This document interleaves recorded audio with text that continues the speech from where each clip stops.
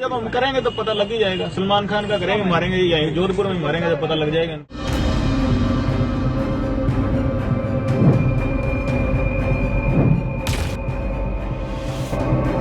मान लिया बड़े ताकतवर। अक्सर आपने बॉलीवुड की फिल्मों में जरूर देखा होगा, एक तरफ सुपरस्टार होता है तो दूसरी तरफ अंडरवर्ल्ड का सबसे बड़ा गैंगस्टर। कहानी फिल्मी होती है तो गैंगस्टर मारा भी जाता है और लास्ट में हीरो की जीत होती है, यानी कि टिपिकल हैप्पी एंडिंग। लेकिन ये कहानी फिल्मी नहीं बल्कि बिल्कुल असली है, इसलिए चिंता की लकीरें सलमान खान के चेहरे पर उस वक्त साफ नजर आ रही थी जब वो बाबा सिद्दीकी के जनाजे में शामिल हुए। वहीं बाबा सिद्दीकी जो न सिर्फ एनसीपी के नेता थे बल्कि बॉलीवुड के साथ भी उनके रिश्ते बहुत गहरे थे। बात करें सलमान खान और बाबा सिद्दीकी की तो सब जानते हैं कि बाबा सिद्दीकी और सलमान का जो रिश्ता था कितना ज्यादा गहरा था, और शायद यही वजह है कि आज बाबा सिद्दीकी इस दुनिया में नहीं रहे।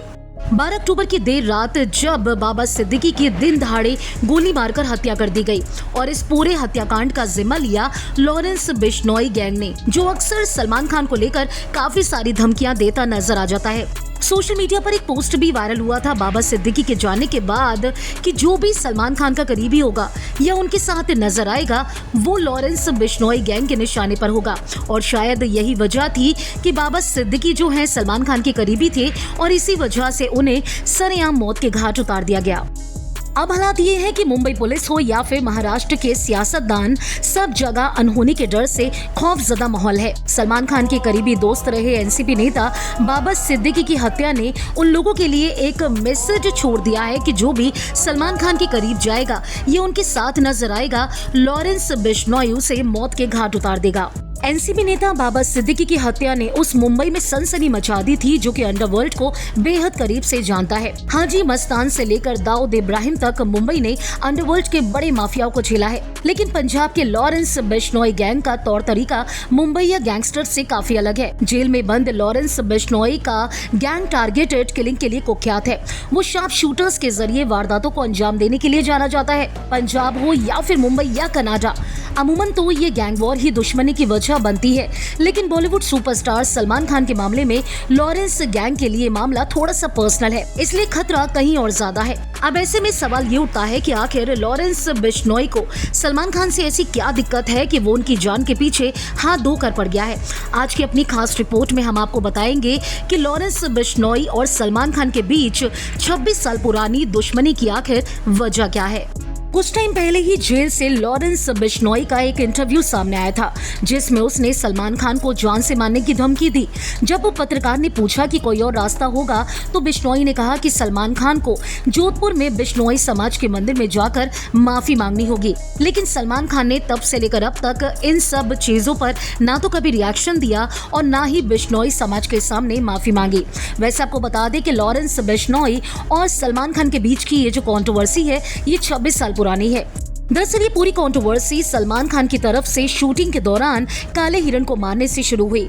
गुरु जंबेश्वर के 29 वचनों से निष्ठा की डोर से बंधे बिश्नोई समाज के लोगों के लिए काले हिरण की हत्या कोई छोटा मोटा अपराध नहीं है। सलमान खान पर मुकदमे और जेल यात्रा के बावजूद बिश्नोई समाज सलमान खान को माफ करने को तैयार नहीं।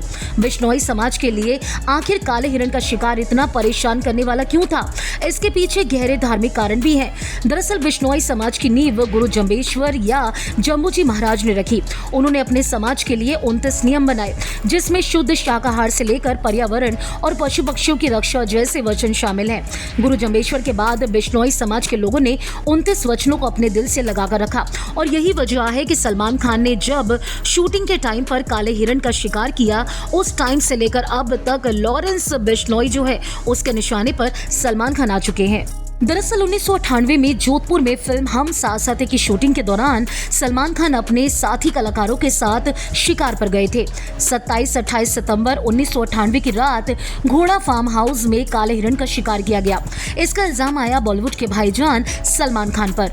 इसके बाद 1 अक्टूबर 1998 की रात को भी जोधपुर के कांकनी गाँव में रात के तकरीबन 2 बजे गोली चलने की आवाज सुनाई दी। गाँव वाले मौके पर पहुंचे तो देखा कि 2 काले हिरणों का शिकार किया गया है। गाँव वालों ने जिप्सी को वहां से भागते देखा था। 12 अक्टूबर 1998 को इस मामले में पहली बार सलमान खान की गिरफ्तारी हुई थी।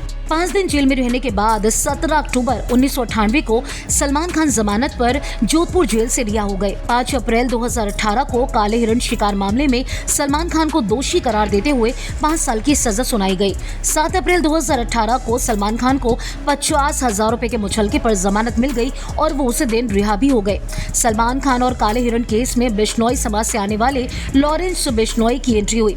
बताया जाता है कि जिस टाइम पर सलमान खान ने काले हिरण का शिकार किया था उस टाइम पर लॉरेंस बिश्नोई सिर्फ 5 साल का था और तब से लेकर अब तक उसके निशाने पर लगातार सलमान खान है। इस टाइम पर लॉरेंस बिश्नोई अपराध की दुनिया में ठीक ठाक नाम कमा चुका था।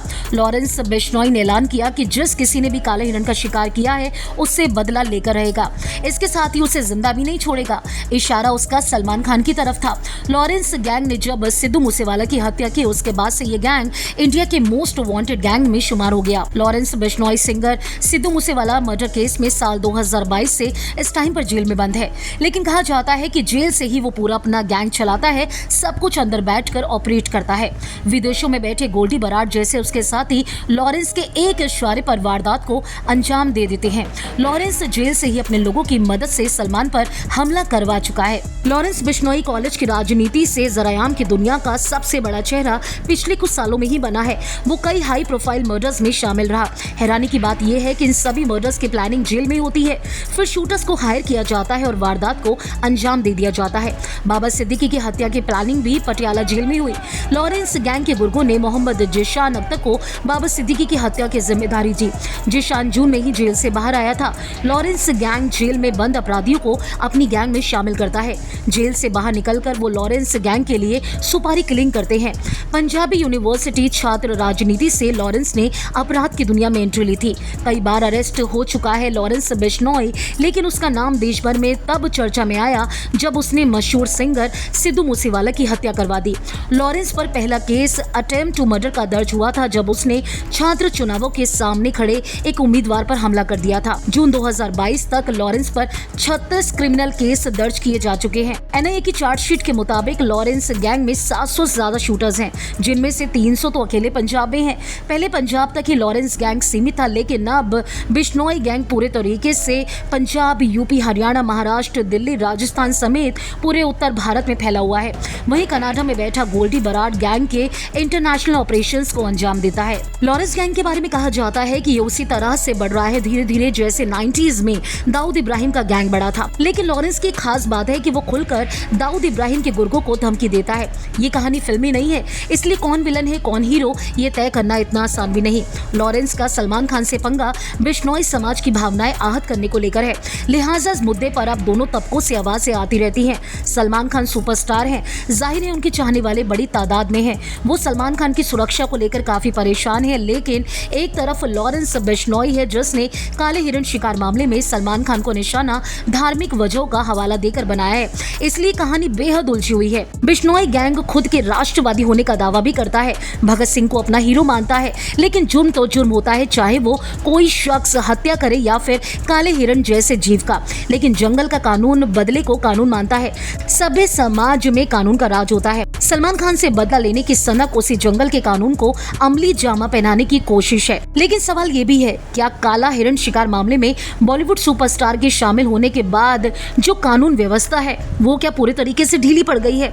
एक जेल में बैठा शख्स लगातार वारदातों को अंजाम दे रहा है, एक सुपरस्टार को लगातार धमकियां मिल रही हैं, उसके घर के बाहर फायरिंग तक कराई जाती है, लेकिन कानून लॉरेंस बिश्नोई का कुछ भी नहीं बिगाड़ पाता है। फिलहाल सलमान खान के फैंस उनको लेकर काफी परेशान हैं, क्योंकि लॉरेंस बिश्नोई ने सीधे तौर पर ये क्लियर कर दिया है कि जब तक सलमान खान काले हिरण शिकार मामले में अपनी गलती नहीं मानेंगे, उनके मंदिर में जाकर माफी नहीं मांगेंगे, तब तक लगातार सलमान खान लॉरेंस बिश्नोई के निशाने पर रहेंगे।